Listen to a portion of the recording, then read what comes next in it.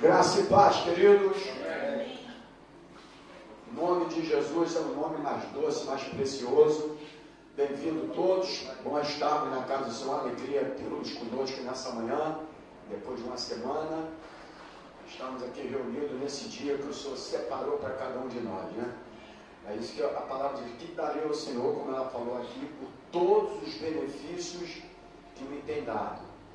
Essa aí é uma pergunta nossa. E aí, quais são os benefícios? Ele te livrou, te guardou, cuidou de você.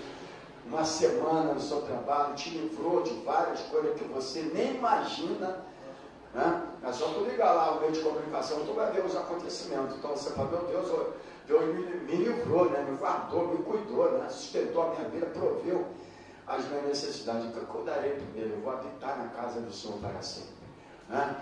Então nós estamos aqui justamente para isso, não fazendo do domingo uma religiosidade, mas dando uma resposta, né? Como você falou, é a nossa resposta. Eu estava conversando com o diácono Antônio ali antes de a gente orar, que às vezes as pessoas interpretam mal, né? Nós não podemos fazer do domingo o que a adventista faz com o sábado. Nós não fazemos isso aqui, entendeu? Porém, nós precisamos de entender que a Bíblia fala: 6 dias trabalharás e o 7º é um descanso. E tudo que Deus faz é para o nosso bem, irmãos. Ele não está pegando o dia dele, botando uma religiosidade para que você tem que estar na igreja, nada disso. É justamente para o teu bem-estar, o teu físico, porque Ele sabe que tu precisa de um dia para o teu descanso, para a tua força do seu corpo, do seu braço. Então, quando Deus permite isso, Ele está só querendo lhe ajudar. E as pessoas não entendendo isso, vão querendo fazer mais coisas, e lá no final o corpo não vai aguentar, enfim. Mas nós estamos aqui para adorar esse Deus poderoso. Amém, queridos? Amém. Aleluia. E nós vamos orar agora para as pessoas que estão precisando. Vocês sempre lembrando aí do meu sogro. Deus tem trabalhado lá, mas a minha sogra também precisa muito de um fortalecimento, né? Porque já vai fazer agora 85 anos, agora em 5 de agosto. E aí a situação deixava um pouquinho enfraquecida também, ela pegando uma coisa com a outra. Minha esposa está lá ajudando, colaborando. Ontem já limpou a casa toda, já colaboramos lá. Ontem ela deu banho, deu comida. Isso no dia de sábado, poderia ter uma divisão para todos, mas a direção está com ela. Eles colocaram como que nós fosse uma direção, né? Mas graças a Deus por isso, porque nós estamos aqui para colaborar e para ajudar. Amém, querido? Então vamos continuar orando pela Sônia. Meu sobrinho, na sexta-feira, fez mais uma quimioterapia, né? Enfim. Então vamos continuar orando para que o Senhor venha da maneira mais possível nos responder, entendendo que a vontade dele é boa, perfeita e agradável. Senhor, nós queremos te agradecer. Queremos te glorificar, em primeiro lugar, porque o Senhor nos guardou. O Senhor cuidou de nós. Se nós estamos agora aqui na tua casa, Senhor, porque o Senhor fez nós levantarmos da nossa cama, esse ar que nós estamos respirando, fôlego de vida, que ninguém entende, mas um dia nós vamos devolver para o Senhor, porque o Senhor deu para nós, mas para que nós pudéssemos usá-lo da melhor maneira possível aqui nessa terra. Dentre delas, adorar, exaltar e glorificar o teu nome, porque nós fomos criados para isso, criados para adorar o Senhor, para a tua adoração diante da tua palavra. E por isso nós estamos aqui num ato de gratidão por uma semana que nos deu, nos guardou, cuidou de nós, sustentou, nos alimentou, deu grande livramento de balas perdidas, de acidente, de roubo, de assalto. E nós estamos aqui respondendo esse amor seu para conosco, sendo grato ao Senhor por todos os benefícios que tem feito para cada um de nós e cuidado de cada um de nós. Por esse motivo estamos aqui, Pai, não como ato de sacrifício, não porque é um ato de força, não, estamos aqui por amor, porque o Senhor nos amou antes que nós o amássemos, e porque temos necessidade da tua presença na nossa vida. O filho está descansando hoje, mas nós estamos agora adorando o Senhor em espírito e em verdade. Muito obrigado, Senhor, por estar na tua casa. E agora nós oramos pelo necessitado. Vai lá no diácono Júlio, continua trabalhando, tocando, operando, amarrando tudo aquilo que não provém de ti naquele lar, naquela casa, naquela família. Sustenta a diaconisa Maria do Carmo também. Abençoa a tua filha, dando força, sabedoria, discernimento do teu Espírito Santo. A pastora Sandra também tem estado ali todos os dias, constantemente, desde a hora que acorda, a hora que vai dormir, cuidando dos pais dela. Oh Deus, fortalece a tua filha também, sustenta a tua filha, Pai. Hoje nós estamos lançando a semente lá na frente, porque toda semente lançada um dia ela vai gerar fruto para cada um de nós. Então, Pai, obrigado, Senhor, por esta vida que tem colaborado ali com aquela família. E agora eu peço, Senhor, também pela Sônia, Senhor. Entra com providência, toca naquele coração, toca naquela vida também, que ela possa de fato, de verdade, reconhecê-lo como Salvador da vida dela, o único que pode mudar essa situação da vida dela. Obrigado pela vida do Claudinho, quimioterapia. Senhor, está tudo correndo bem. Eu creio que o Senhor fará um milagre naquela vida, que ele possa também se prostrar diante de ti para testemunhar lá na frente do milagre e crer no Senhor Jesus Cristo como único e Salvador da vida dele. Guarda os teus filhos que aqui estão nessa manhã. Livra-nos da doença, livra-nos das enfermidades. Toca lá no Lucas agora, que pediu oração com aquela febre naquele corpo agora.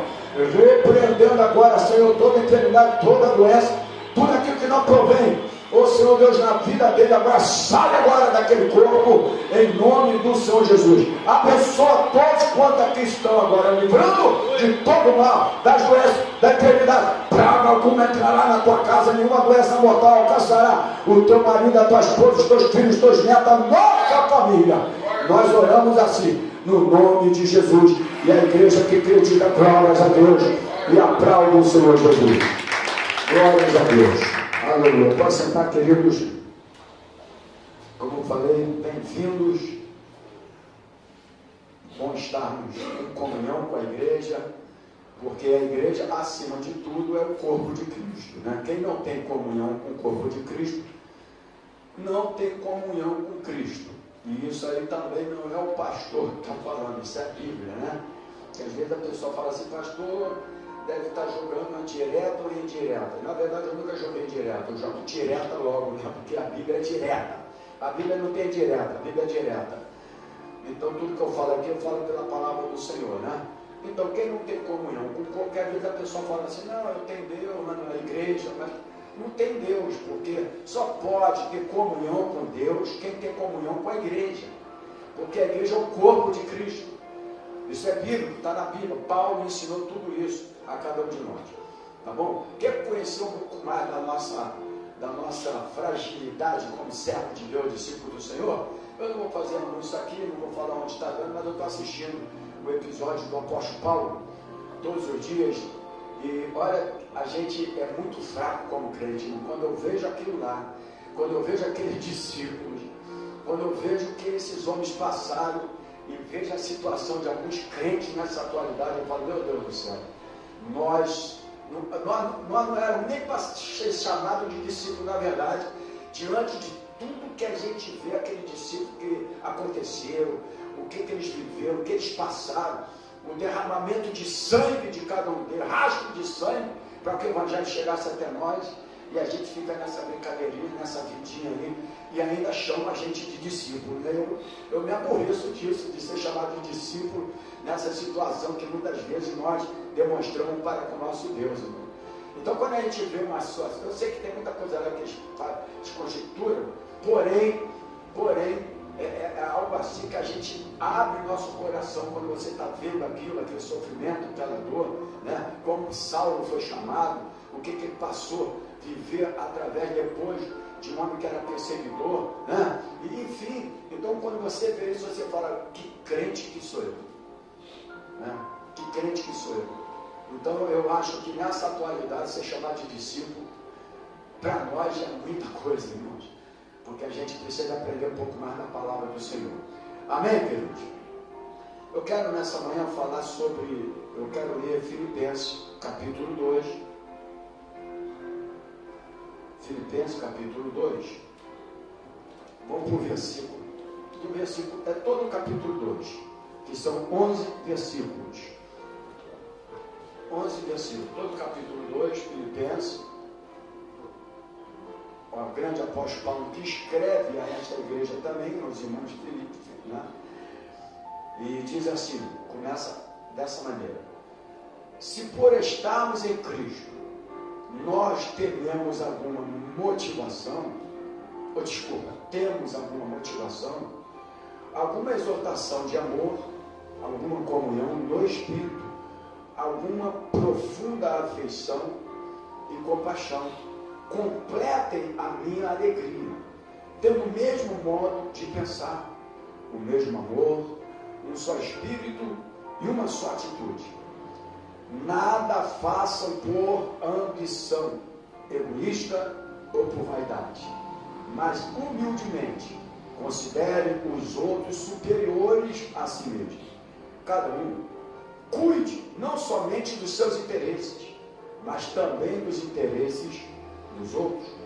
Seja a atitude de vocês a mesma de Jesus Cristo, que, embora sendo Deus, não considerou que o ser igual a Deus era algo a que devia apegar-se, mas esvaziou-se a si mesmo, vindo a ser servo, tornando-se semelhante aos homens. E sendo encontrado em forma humana, humilhou-se a si mesmo e foi obediente até a morte, e morte de cruz. Por isso, Deus o exaltou à mais alta posição e lhe deu um nome que está acima de todo nome, para que ao nome de Jesus se dobre todo o joelho nos céus e na terra e debaixo da terra. Toda a língua confessa que Jesus Cristo é o Senhor, para a glória de Deus Pai. Amém, queridos? Vamos orar mais uma vez, como eu faço sempre. Senhor, obrigado por tudo que fez, obrigado por ter nos guardado, pela provisão que derramou em todas as áreas da nossa vida, mais uma semana. Obrigado por levantar da cama. E muito obrigado mais ainda pela maior riqueza que o ser humano pode ter, que é a saúde. Nós estamos aqui com saúde, graças a Deus. Então, muito obrigado, Senhor.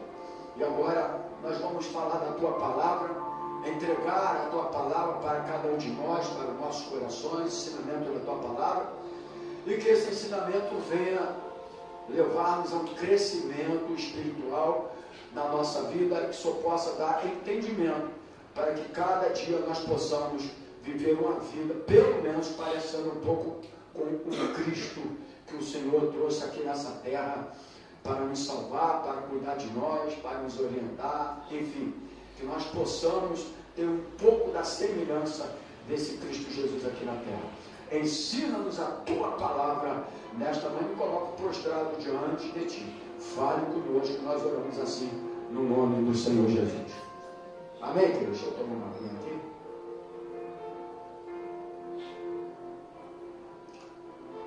Não existe, aqui fala da humildade cristã. O ensinamento, na verdade, aqui, que é muito difícil hoje, né? Que a gente hoje está tendo dificuldade de viver. As pessoas estão procurando Cristo só para seu bem-estar, né? Para receber de Cristo, né? Cristo hoje, para a humanidade, é agência de automóvel, é banco, enfim. Porque essas são as provisões que estão levando para a igreja, para que a igreja tenha esse entendimento de que só satisfazer os nossos desejos materiais. Porém, a Bíblia é muito mais além do que isso. Em prosperidade, todos nós temos direito, e nem todos serão igual um ao outro, aquilo que um ganha, o outro não. A maior prosperidade é você saber conviver e viver com aquilo que Deus lhe deu. Na verdade, quando você é grato a Deus por aquilo que você tem e agradece a Ele, aí provavelmente por essa gratidão Deus pode te colocar até em uma outra situação, mas quando você agradece a Deus por aquilo que você tem. Mas aqui, Paulo, tem na igreja, de Filipos, e nós somos sabedores que o grande apóstolo Paulo, ele foi, além de tudo, um grande orientador. Esse era um apóstolo que chegava nas igrejas, né, das quais ele administrava como grande apóstolo, porque um apóstolo ele não é apóstolo de púlpito. Na verdade, apóstolo nunca foi para ser de púlpito. O apóstolo era aquele que tinha as igrejas, que administrava as igrejas, trazia a palavra, orientava a igreja nos seus momentos de orientações, né? Enfim, que aprofundava mais um pouco mais da doutrina dos apóstolos, tanto que a Bíblia fala em Atos que eles tinham comunhão em tudo, porque eles além de tudo, eles tinham a comunhão com a doutrina dos apóstolos. Então eles vinham e lançavam as doutrinas quando ele notava que a igreja não estava de acordo com os princípios cristãos, né? Por exemplo, eu já falei aqui, eu vou entrar dentro toda na introdução. Lá na igreja de Corinto estava passando uma bagunça generalizada, inclusive a ceia era uma bagunça, né? E aí dentro da igreja, com os seus dons espirituais, capítulo 14 de Coríntios fala dos dons espirituais, enfim, né? E aí Paulo estava lá na cidade de Éfeso, quando ele ficou sabendo, a igreja de Corinto está passando uma determinada dificuldade. Isso, né? E aí ele sai de lá e ele vai para a igreja de Corinto, para dar a sua orientação, né, do seu apostolado, daquilo do qual ele foi chamado. E ele tinha capacidade para fazer isso, porque ele orientava dentro daquilo que ele vivia. E quando uma pessoa ele vive aquilo nas suas orientações, o Senhor cada vez mais vai dando sabedoria e fortalecimento à pessoa. Então ele tinha essa capacidade. Então, só para você ver que todas as igrejas, Paulo sempre estava, porque ele escreve 13 cartas, eu entendo. Na teologia não fala, Hebreus fala a carta autor desconhecido, mas eu acredito que pela escrita, pela maneira de Hebreus se pronunciar, eu entendo também que provavelmente foi o grande apóstolo Paulo que escreve esta carta aos Hebreus também. O que eu quero falar aqui nessa manhã, e o tema é o remédio de Deus para a falta de comunhão da igreja. O remédio de Deus para a falta de comunhão da igreja. Porque Paulo trazia um remédio para as igrejas. Como que a igreja deveria se comportar, viver, né? Porque nós temos uma referência de igreja em Atos. Ato 2, por isso que fala, o livro de Atos é Ato 2, Apóstolos. O livro de Atos é chamado Ato 2, Apóstolos. Então nós já temos uma referência lá em Atos capítulo 2, que tinha comunhão, no partir do pão, isso, etc. e tal. Porque, e na doutrina dos apóstolos. Então havia o quê? Diga comigo, uma unidade. Havia uma comunhão entre os crentes daquela igreja. Consequentemente, a Bíblia também fala que aquela igreja não tinha necessidade de nada. Mas é interessante, né? Como que hoje, nessa nossa geração, com todo o desenvolvimento que tem na agricultura, parte econômica, etc. e tal, nós temos necessidade. Agora imagina naquela época, uma igreja que a Bíblia fala que ele não tinha necessidade de nada e não tinha nem doente na igreja. Nem gripe tinha na igreja. Como é que pode isso? Hoje nós temos as vacinas, hoje nós temos o grande desenvolvimento da ciência, etc. Mas não tinha mais. Aí eu lhe pergunto, por qual motivo não tinha? Por causa da comunhão. Aí a gente pensa assim, será que traria todo esse si? A comunhão, uma igreja é o corpo de Cristo. E quando ela tem a comunhão com o cabeça que é Cristo, pode ficar ciente, irmãos, que praticamente pouca coisa vai faltar na vida de cada crente. Porque nós precisamos entender isso. E Paulo, aqui, ele foi lá, ele tenta ensinar essa igreja aqui, aos filipenses, ele tenta orientar, ele tenta ensinar a humildade cristã. Como que a igreja deveria conviver?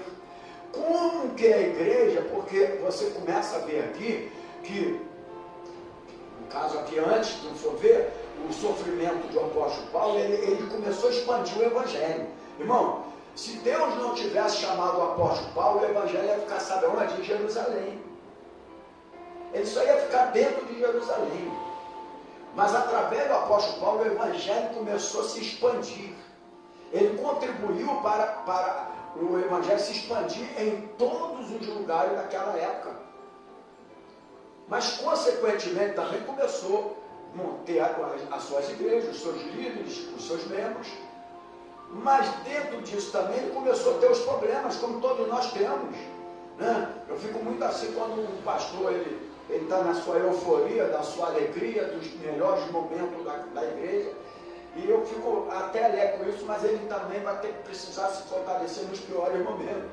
Porque se também ele não estiver preparado para isso, aí já era, né? Ele pensa que a igreja é uma beleza constante e uma alegria constante, e na verdade não é. Mas nós precisamos de orientar também através da palavra, e era isso que Paulo fazia. Paulo orientava a igreja. Então, todo o capítulo 2, Paulo está dando aqui um remédio de Deus para a falta de comunhão da igreja. Essa igreja estava vivendo essa falta de comunhão. Eu peguei uma frase, lógico que é um filósofo, tá, irmãos? É um filósofo, então você não precisa, você não vai pegar essa frase e falar, eu vou usar essa frase para mim, porque vai estar ao contrário daquilo que eu estou tentando ensinar nessa manhã. Mas o filósofo diz o seguinte: eu amo a humanidade, o que eu não consigo suportar são as pessoas. Isso é um filósofo. É um querido. Oi? Esse é um querido. É um ferido. Então, é um filósofo ferido, né? Então, é uma filosofia, né? Mas a gente não vai entrar dentro disso aqui, porque a gente está tentando mostrar totalmente ao contrário disso aqui. Mas as pessoas, elas podem roubar a alegria da igreja, não pode? Pode ou não pode? As pessoas podem roubar a alegria da igreja. E a igreja de Filipos havia uma dupla ameaça à unidade dela. Porque as pessoas podem roubar a alegria da igreja. É aquilo que eu sempre falo. Todo mundo faz as suas coisas e no final, quem sofre é a igreja. A igreja que não tem problema de nada, que não tem nada a ver com isso, muito menos o pastor, e no final quem sofre sou eu. Não é verdade? Aí é a igreja que sofre. Então, essa igreja de Filipos, havia uma dupla ameaça à unidade da igreja. E Paulo, com a sua grande sabedoria, um grande apóstolo da unidade, da comunhão, da orientação, ele vem e ele procura então trazer esse conhecimento da igreja. O que acontecia na igreja também de Filipos? Lá existiam falsos mestres, e esses falsos diáconos, falsos mestres, eles vinham de fora, né? Eles vinham totalmente de fora. Se você for ver aqui o capítulo 3, pastor, de qual livro? Filipenses, tá, irmão? Capítulo 3. Olha aqui do versículo 1 até o versículo 3. Olha aqui. Finalmente, meus irmãos, alegre-se no Senhor. Escrever-lhes de novo as mesmas coisas não é cansativo para mim, e é uma segurança para vocês. Aí ele diz aqui o 2: cuidado com o quê? Como é que está a tua Bíblia? O meu está cães também. Cuidado com esses que praticam o mal. Cuidado com a falsa circuncisão. Aí vem o 3: pois nós é que somos a circuncisão. Nós que adoramos pelo Espírito de Deus, que nos gloriamos em Cristo Jesus e não temos confiança alguma na carne. Então, aqui existiam os falsos mestres que vinham de fora e começavam a trazer essas coisas para dentro da igreja, e até também os seus ensinamentos, as suas orientações, de uma forma errônea, que trazia as suas divisões. É por isso que nós temos que ter cuidado com certo, né? Que a Bíblia fala, falsos mestres, falsos apóstolos, falsos pastores, etc. e tal.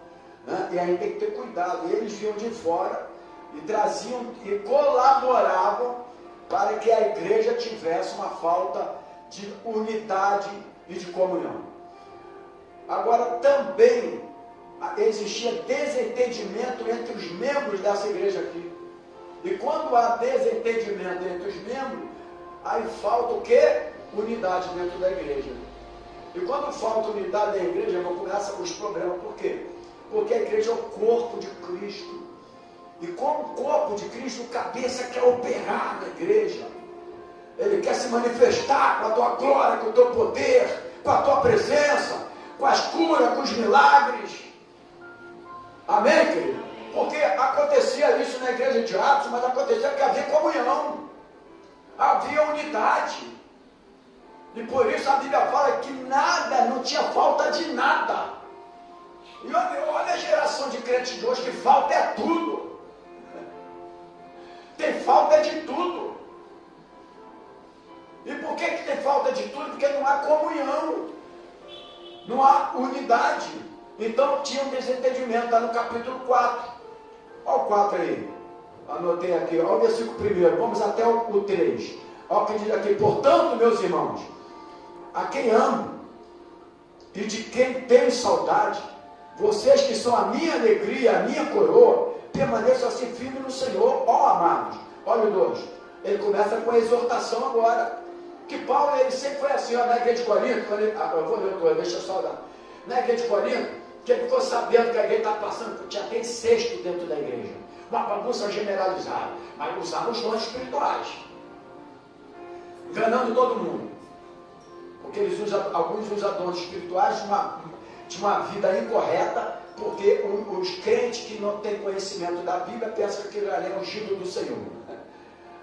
Aí fica que é ungido do Senhor. Então ele usa aquilo para cobrir alguma coisa errada da vida dele e levar para a igreja que ele é isso que ele é crente, tem que ter esse conhecimento da palavra também, que chama-se discernimento espiritual.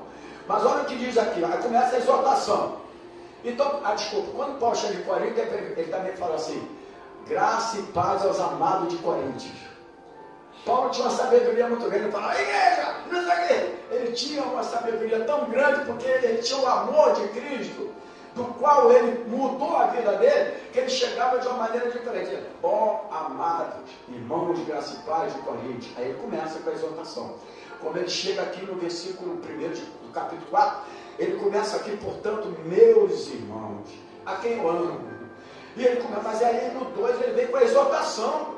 Aí é isso aí aqui agora ele mete o facão, né?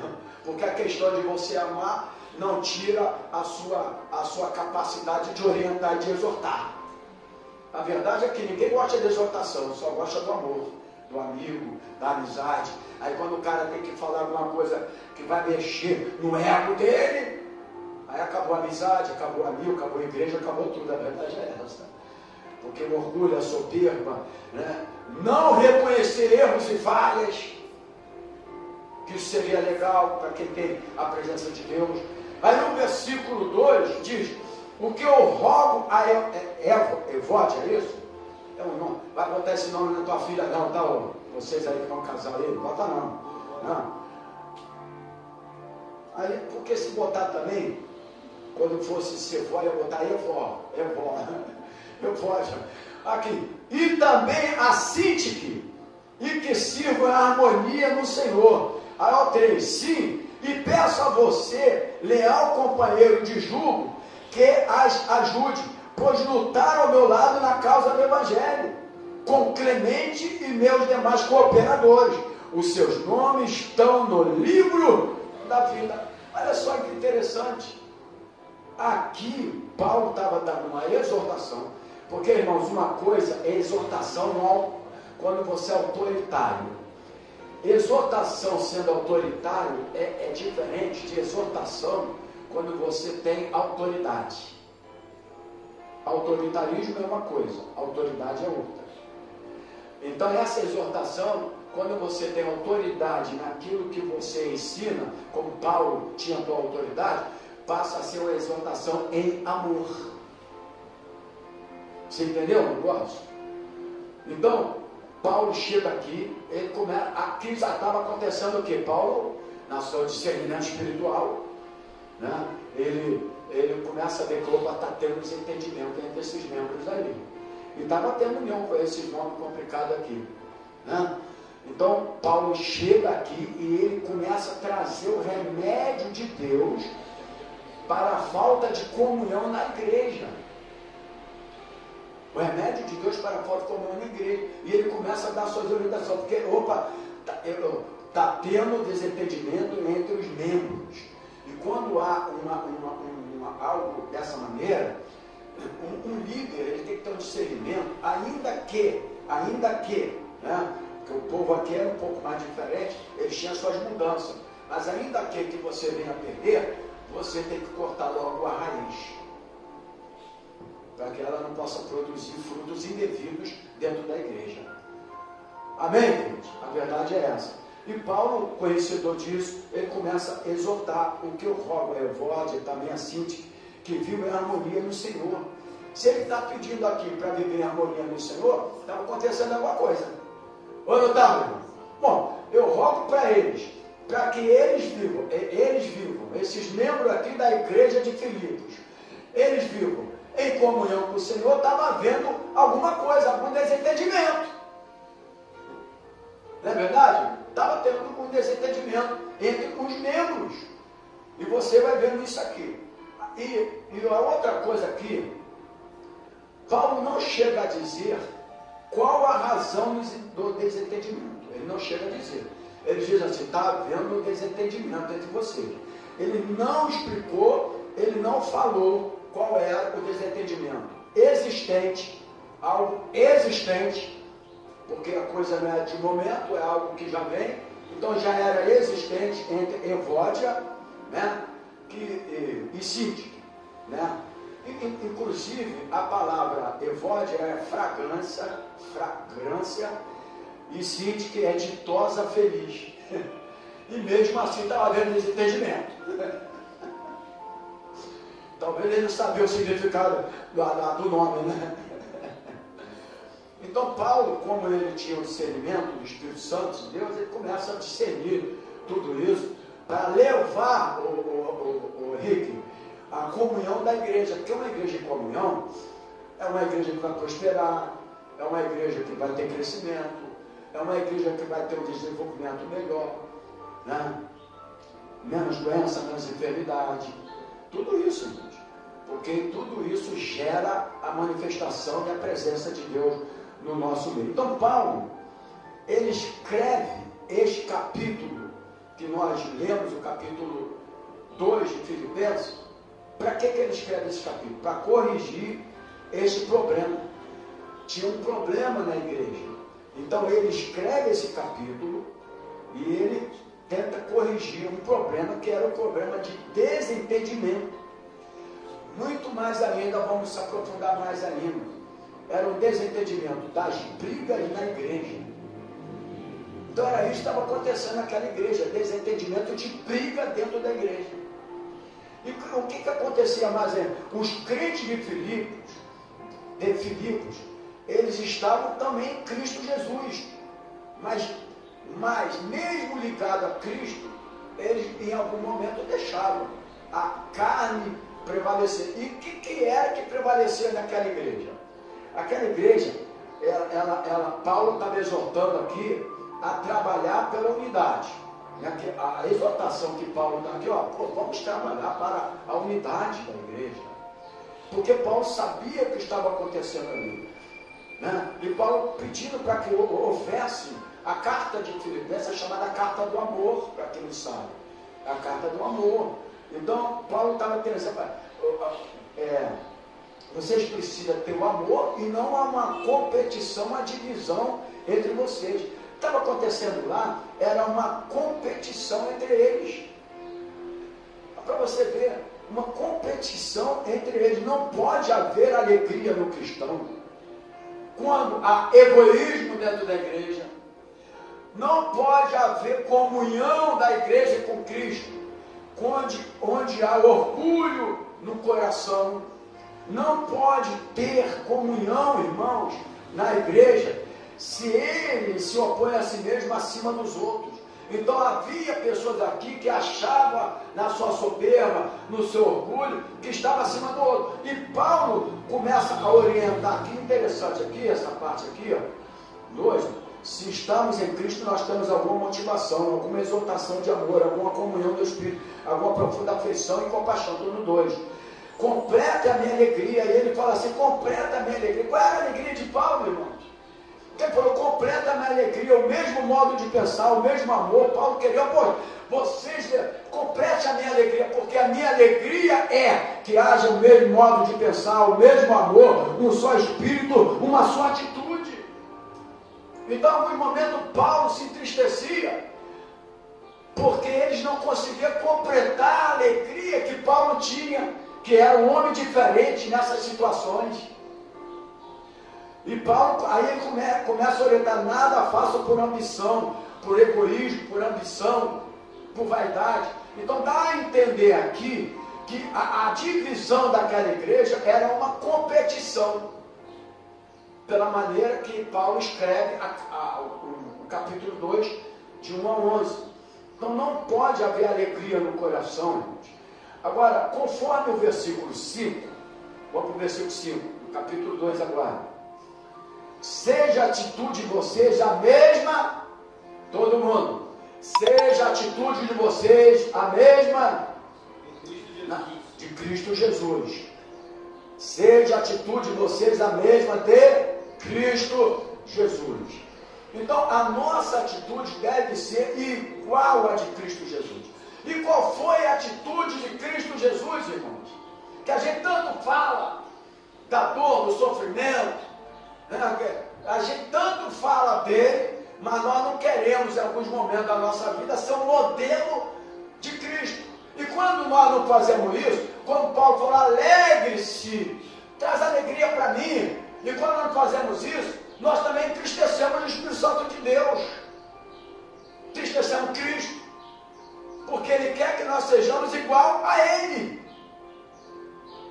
Então é muito mais profundo uma igreja do que só uma adoração, só pregação. A gente precisa de aprender alguma coisa. E era isso que Paulo estava tentando orientá-los. Em alguns momentos eu vi esse Paulo triste, chorando.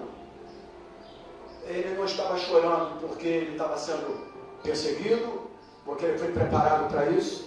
Ele não estava chorando porque ele estava sendo açoitado, ele foi preparado para isso. Ele explica isso.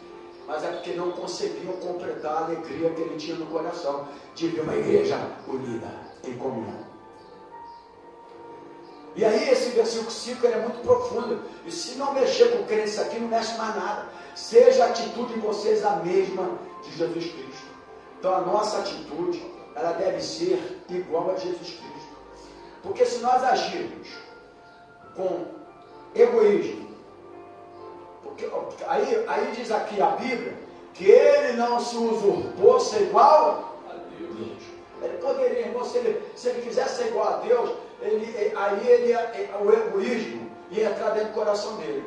Porque ele ia chegar e ia falar assim, eu sou Deus, eu que mando, eu que não sou o que, mas a maneira da humildade dele, a humildade, e aqui está falando da humildade cristã, esse capítulo 2 de Filipos, já os Filipenses, para orientar como nós deveríamos ser.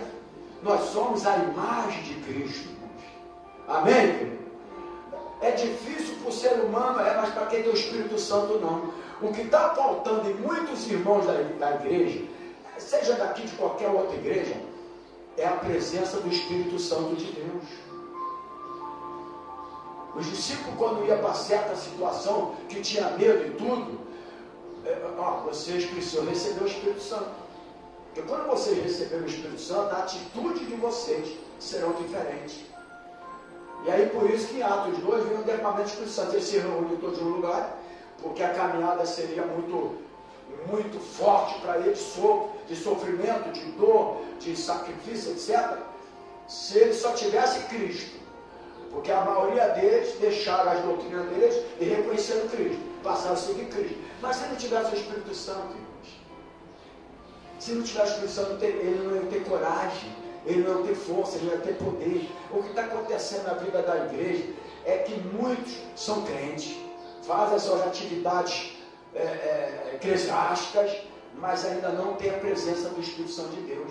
Porque a presença do Espírito Santo de Deus leva-nos a sermos diferentes. A verdade é essa. Né? Então, precisamos entender o que Paulo está tentando orientar. E essas igrejas que ele estava orientando, é orientação para todas as demais igrejas espalhadas na face da terra, porque deixou escrito aqui para que nós pudéssemos orientá-los, né? Então, se agimos com egoísmo, nós vamos acontecer o quê? Dentro de uma igreja, de uma comunidade, nós vamos provocar traumas, não é verdade? Ou não provoca traumas? Provoca. Duvida que não tem gente aí ferida aí com trauma, etc e tal, porque provoca. Vai provocar traumas, feridas, divisões, etc. E Tiago 4, aí você anota aí, não vou ler aqui por causa de muita coisa. Tiago 4, no capítulo, do versículo 1 até o 10. Todo o versículo do capítulo 4. Você vai ver como é que Tiago, que Paulo também, né, essa carta, tem cartas, ele tem as cartas pastorais, e essa é uma das cartas pastorais de Tiago. Ele dá as suas orientações também, você pode ver e pegar isso aí, estudar lá na sua casa, como que ele começa a falar. Mas eu vou ter que pegar, senão vai ficar vazio aqui o que eu quero aqui. Tiago, depois de aos Hebreus, Tiago capítulo 4, eu preciso de ler pausadamente, estou no horário muito bom. Aqui fala da submissão a Deus. Tiago falando como ser submisso a Deus. Então, o versículo 1 de Tiago 4. De onde vêm as guerras? Olha só, irmãos. De onde vêm as guerras?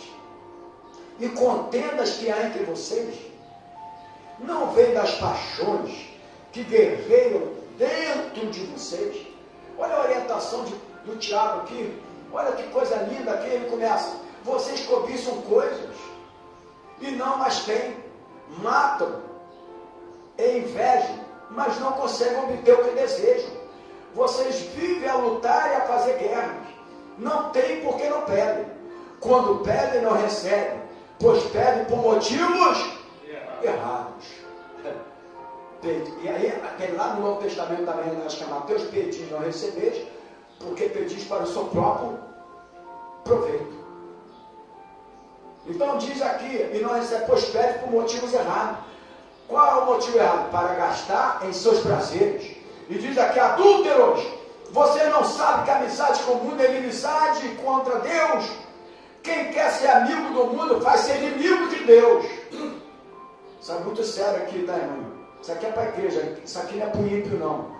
Ou vocês acham que é sem razão, que a Escritura diz que o Espírito que Ele fez habitar em nós tem força única, mas Ele nos concede graça maior, por isso diz a Escritura. Aí diz aqui o 7, portanto, submetam-se a Deus, resistam ao diabo, e ele fugirá de vocês.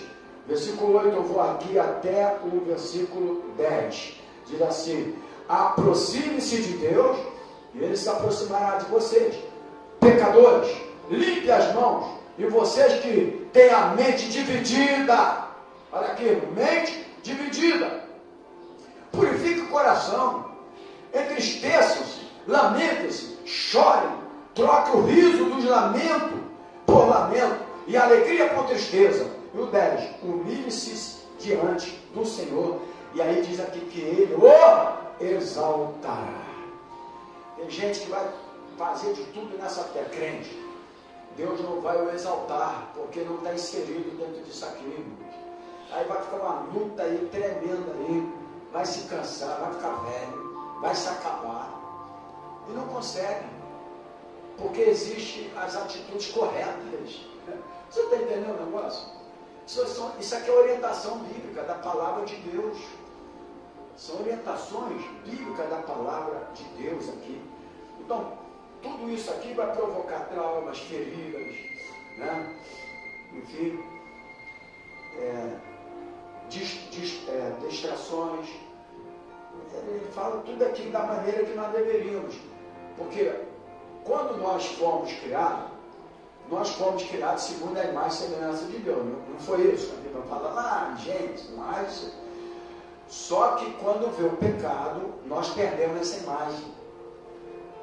Nós perdemos essa imagem por causa do pecado. Mas em Cristo Jesus, ao você tê-lo como seu Senhor, você passou a ter essa nova imagem. novamente essa imagem do qual você foi formado antes. Mas agora com essa nova imagem, né, a gente precisa ter também a imagem de Cristo em nós.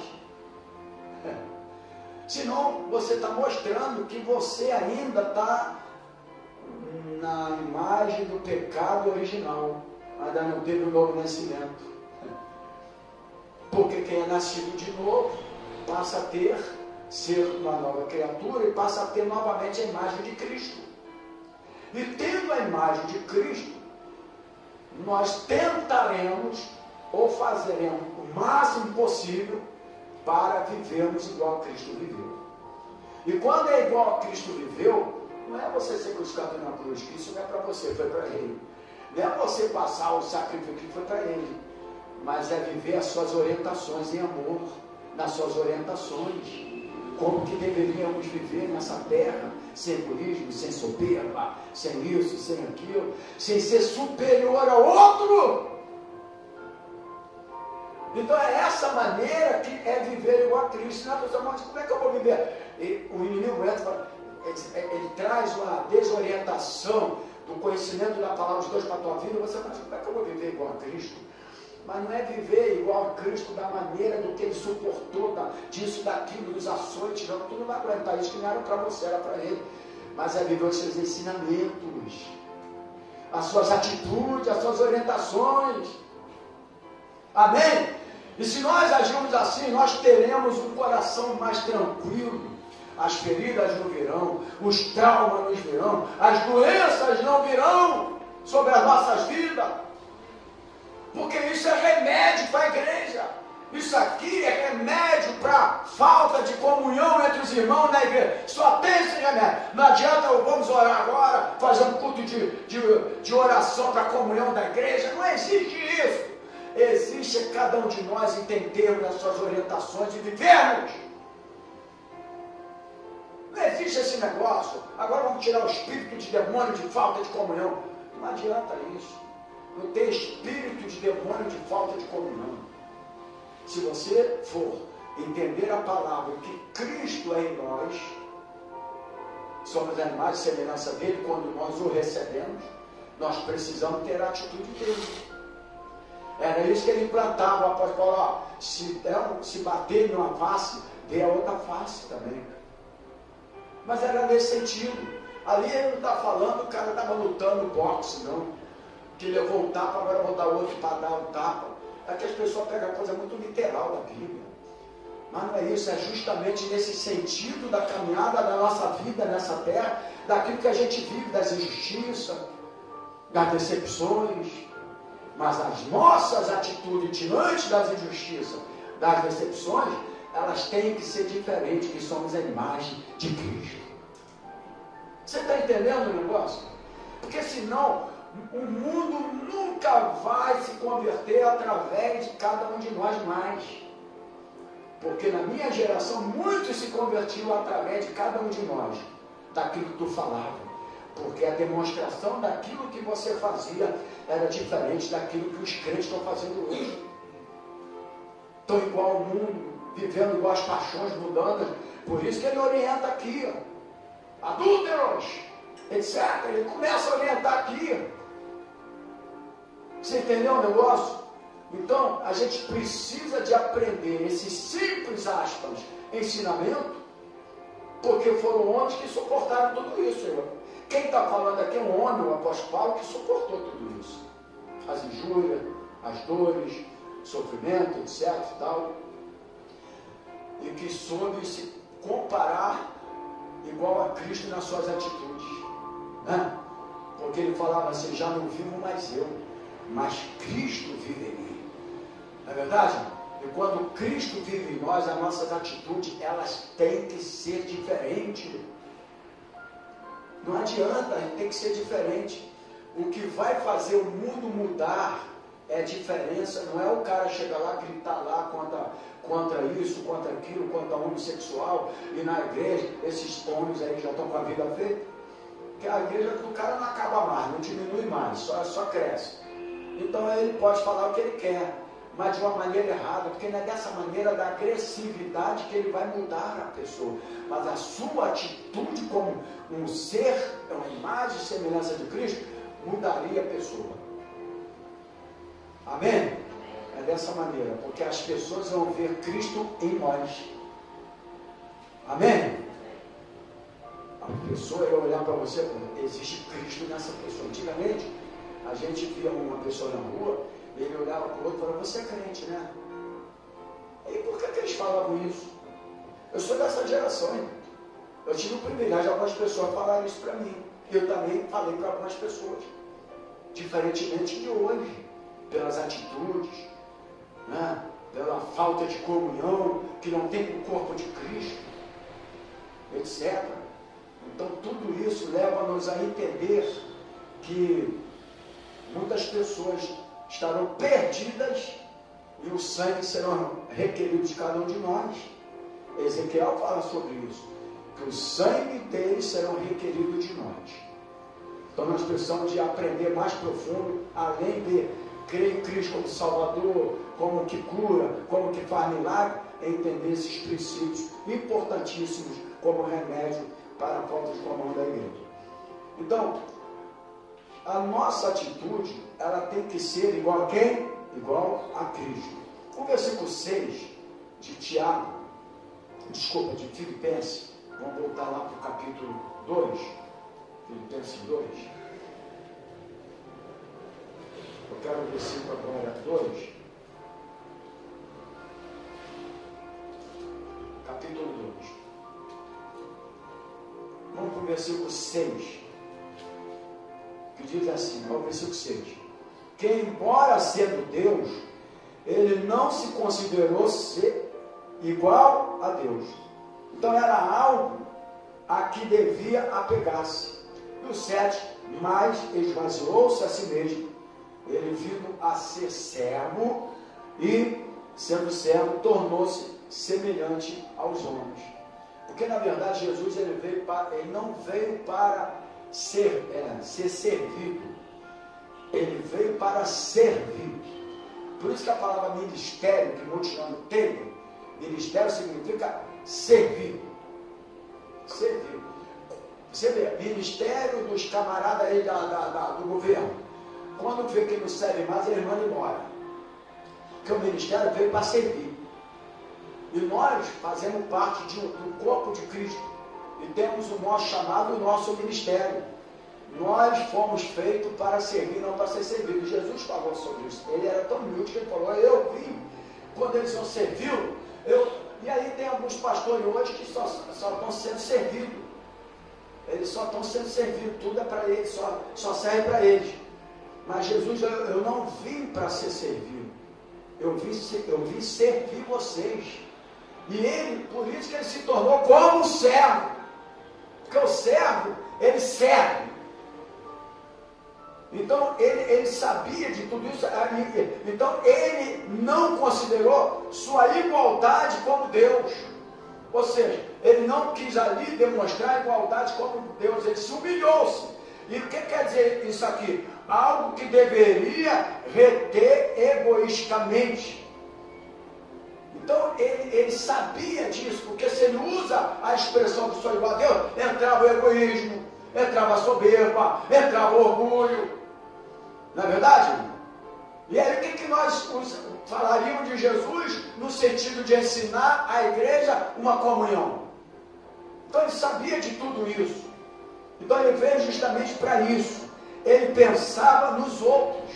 Diz aqui, irmãos, no versículo 2 até o 7, o 2 do capítulo 2, diz aqui, ó, o 2, completa a minha alegria, tendo o mesmo modo de pensar, o mesmo amor, um só espírito e uma só atitude. Aí ainda no 2, o versículo 7, diz, mas esvaziou-se a si mesmo, vindo a ser servo, tornando semelhante aos homens. Então ele veio para, ele pensava nos outros. Cristo, ele pensava nos outros, ele não pensava em si mesmo. Se tu for ver o versículo 5 e o 6 também, diz aqui, ó, nós já lemos, vamos ler de novo. Seja a atitude de vocês a mesma de Jesus Cristo. Está assim na tua Bíblia? seja a atitude de vocês a mesma de Jesus Cristo. E qual foi a atitude de Jesus Cristo? Aí eu volto para o 7. Para o 7. Esvaziou-se a si mesmo, vindo a ser servo. Porque quando fala assim, seja a atitude de vocês a mesma de Cristo, se você não lê todo o contexto, não sabe. Mas qual foi a atitude? Ele se esvaziou de si mesmo. Esvaziando-se de si mesmo, ele pensou no outro. E nós precisamos também pensar nos outros. Porque quando você pensa no outro, você está mostrando uma atitude de Cristo na tua vida. Você entendeu? Isso aqui é ensinamento da palavra do Senhor. E aí o que acontece aqui? Pensar nos outros apenas de modo abstrato não basta. Entendeu, irmãos? Pensar nos outros apenas de modo abstrato não basta. Nós temos que descer aos fundamentos de verdadeiro servo. E qual é o fundamento do servo? Servi-los. Eu aqui na igreja, eu estou aqui para servi-los. Amém? Não estou aqui para ser servido. Se eu fosse aqui para ser servido, eu já tinha morrido de fome há muito tempo. Eu estou aqui para servi-los.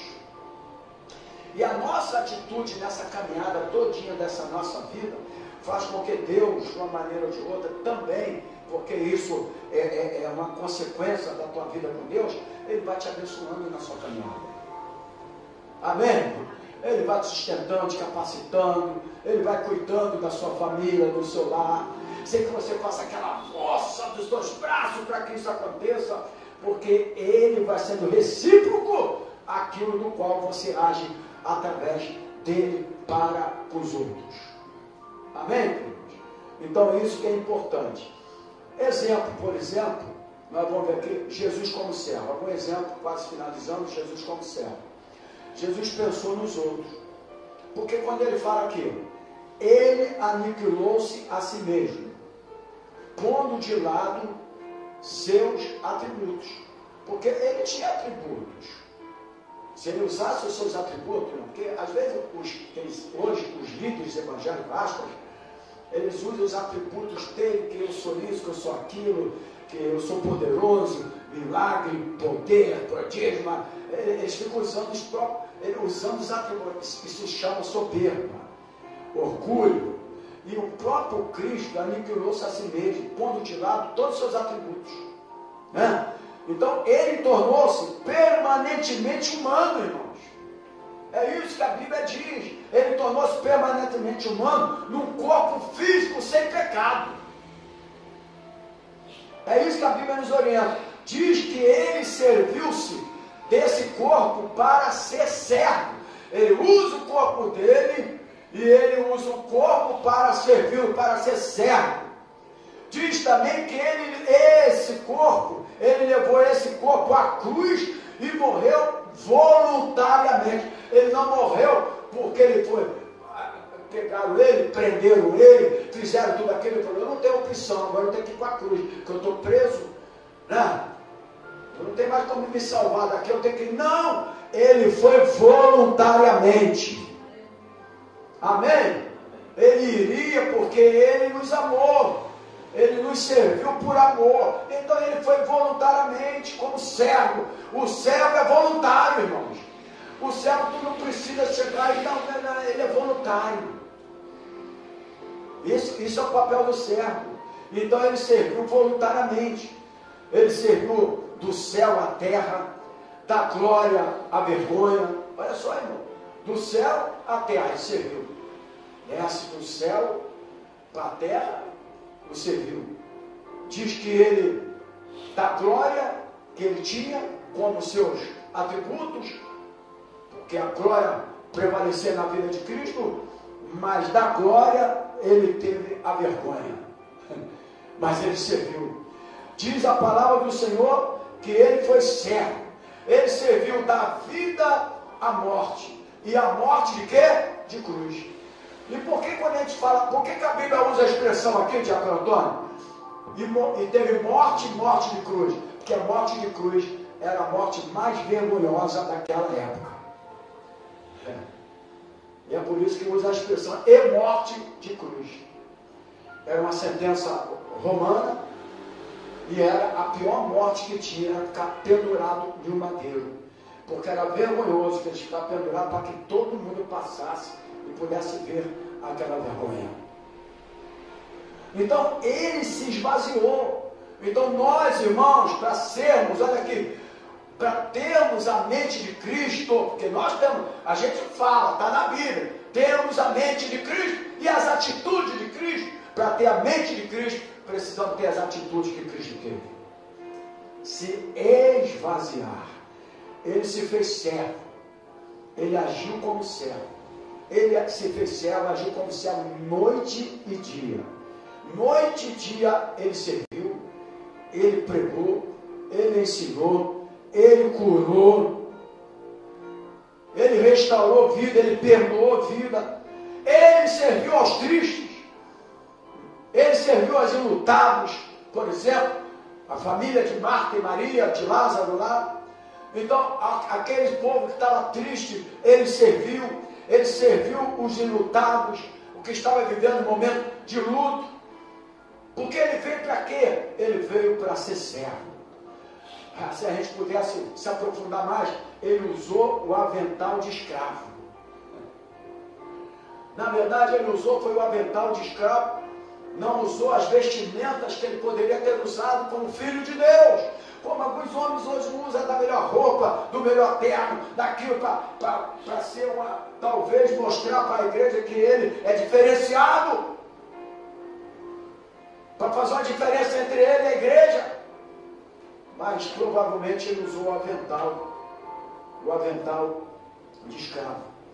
Então a maneira, irmãos, que nós precisamos entender aqui da falta de comunhão, de acabarmos com a falta de comunhão na igreja, tem uma maneira, e a gente está ensinando aqui. Qual é a maneira? É nos humilharmos, servindo uns aos outros. Quando nós humilharmos, porque servindo uns aos outros é uma maneira de, é um remédio que vai ser de suma importância para melhorarmos a comunhão entre os irmãos. Diz a Bíblia também que ele se sacrificou, irmãos. O versículo 8 do capítulo 2 de Filipenses diz aqui, 8: sendo encontrado em forma humana, humilhou-se a si mesmo e foi obediente até a morte, e morte em cruz. Então, o ministério que não custa nada, não realiza nada. Amém? Por isso que muitas vezes a gente tem acontece alguma coisa aqui. Porque ministério que não te custa nada, não vai realizar nada. A verdade é essa. Cruzes sem sacrifício, sem dor, sem renúncia, sem morte. A cruz ela tem que ter sacrifício, ela tem que ter renúncia. Paulo era sabedor disso, amém? Por isso que ele dava suas orientações. Então, a cruz sem sacrifício, sem dor, sem renúncia, sem morte. A cruz de Jesus, ela não, eu já preguei, já falei aqui, e escrevi aqui de novo. Ela não foi barata como você pensa. A cruz de Jesus, ela não foi barata. A cruz de Jesus, quem tem uma mente submissa, ela não evita o sacrifício. Quem tem uma mente submissa, ela não evita o sacrifício. Jesus tinha uma mente submissa a Deus. Ele não evitou o sacrifício. E para me finalizar, não evitando o sacrifício, ele vive para a glória de Deus, e para a glória de Deus e para o bem dos outros. O apóstolo Paulo, finalizando aqui, diante de tudo que a gente falou, diz que tudo sofro por causa do Evangelho. Irmãos, olha o que era o Evangelho nessa época aqui. Paulo diz, olha, eu tudo sofro por causa do Evangelho. Aí eu me pergunto, você entende mesmo o que é Evangelho? O que é cristianismo? A gente entende nele? Se você não puder assistir na glória do apóstolo Paulo lá, porque você assistindo traz uma, diferente de você ler na Bíblia, um retrato do negócio, tá? Se tu puder assistir algumas coisas, você assista. Porque Paulo, ele falava, tudo sofro por causa do Evangelho. Sofro as dores, eu sofro as dores de parto, até que Cristo seja formado em vós. Ele sofria dor de parto para que Cristo pudesse ser formado neles lá, naqueles que eles orientavam. Irmão, você não sabe muitas vezes nós sofremos, para que a gente veja a igreja em comunhão, em alegria, em manifestação da glória de Deus, da unidade, da comunhão, da alegria entre irmãos, que vocês não sabem. E Paulo falava isso, eu sofro as dores de parto, até Cristo ser formado em vós. E ele glorificava a Deus. Quando você vê, agora pega do 9 ao 11, capítulo 2, diz assim, por isso, Deus o exaltou a mais alta posição e lhe deu o nome que está acima de todo nome, que era Jesus Cristo, para que ao nome de Jesus se dobre todo o joelho no céu, na terra e debaixo da terra. E toda língua confesse que Jesus Cristo é o Senhor, para a glória de Deus Pai. Ele foi exaltado. Ele foi exaltado porque ele veio para servir. Então, ele glorifica a Deus. E esse é o objetivo de todos nós. E deveria ser o objetivo de todos nós aqui, irmãos, de fazermos com que a glória de Deus se manifestasse no meio da igreja. E não adianta que hoje a glória de Deus vai se manifestar, vai ser derramada. Glória de Deus sem submissão, sem humildade, sem isso não existe. Aquilo é momentos passageiros. Não vou nem cantar uma música do passado que tinha aí. Isso é momento passageiro, vem e passa. O que não é feito para a glória de Deus é vanglória. Amém? Paulo sabia disso. Tudo que você faz deve ser para quem? Para a glória de Deus. Porque tudo que não é feito para a glória de Deus é vanglória. Ou não é, irmãos? Está escrito. Você vê o versículo 3 do capítulo 2. Versículo 3 do capítulo 2 diz: nada façam por ambição egoísta ou por vaidade, mas humildemente considere os outros superiores a si mesmo. Então, tudo aquilo que você faz, que não for para a glória de Deus, é uma vanglória. Por isso que Paulo tinha essa expressão. Ele sabia dividir tudo isso. Tudo que ele fazia, se é isso, se é aquilo, se aquilo, é para a glória de Deus. Era isso o entendimento que Paulo tinha. Então, eu termino esse ensinamento aqui dizendo o seguinte: tudo o que é feito para ser mostrado ou para competir é vão e vazio. Então aquela igreja estava tentando mostrar isso, porque havia uma competição entre aqueles irmãos, e estava trazendo uma falta de comunhão na igreja. Então tudo que você fizer, tudo que é feito para se mostrar ou para se competir é vão e vazio. Finalizo dizendo o seguinte: a exaltação de Jesus Cristo começa com a sua ressurreição. Então, por Cristo viver essa vida de humildade, de servir, ele foi exaltado. E como que ele foi exaltado? Ninguém conseguiu ressuscitar dentre os mortos, mas Cristo ressuscitou dentre os mortos. Ele foi exaltado na sua ressurreição.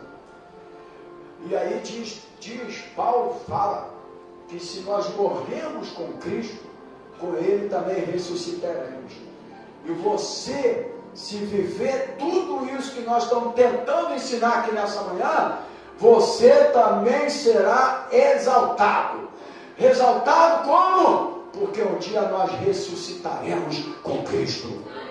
Aleluia! E toda missão, todo egoísmo, toda busca do prestígio pessoal, todo egocentrismo, a falta de unidade, de humildade, de altruísmo existe quando nossos olhares não estão fixados em Cristo Jesus.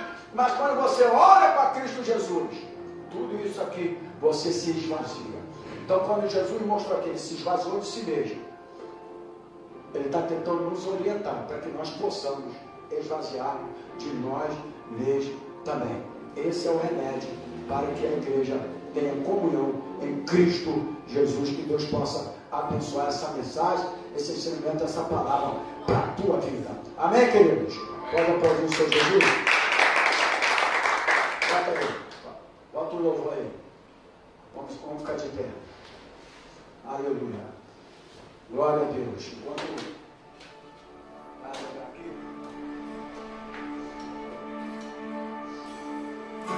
aleluia.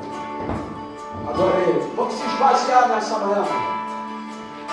Você que foi privilegiado de estar aqui nessa manhã, vamos fazer o nosso coração agora. Aleluia. Que essa seja a nossa oração nessa manhã. Amém.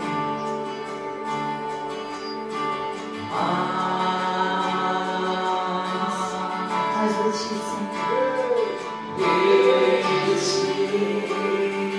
Aleluia, Senhor, mais de ti. Nós de ti, Senhor. Aleluia.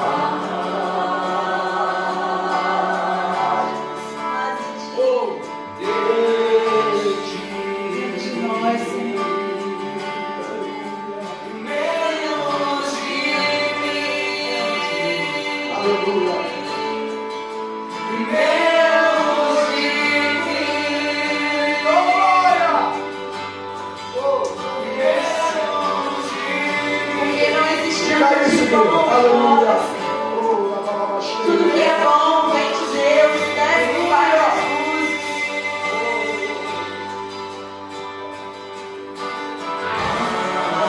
Diga isso.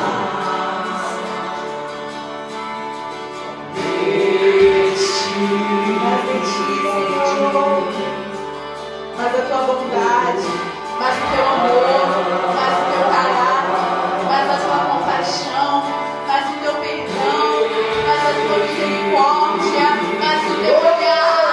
Oh,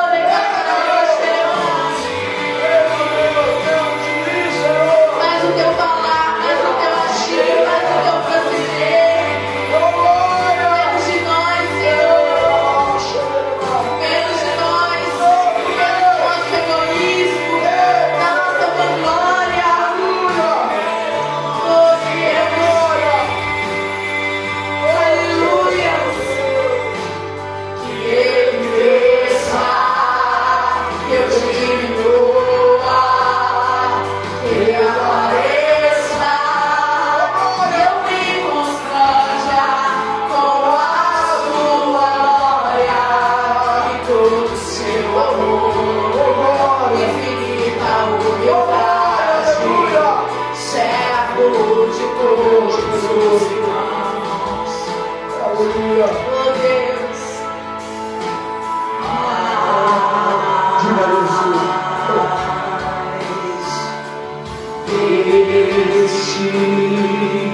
Mais de ti, Jesus.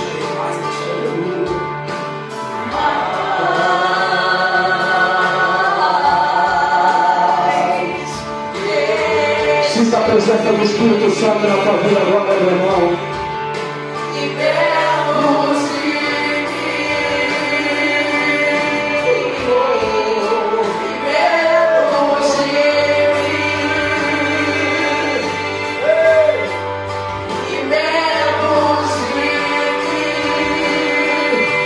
Oh, aleluia, meu Deus. Liberta-nos de ti.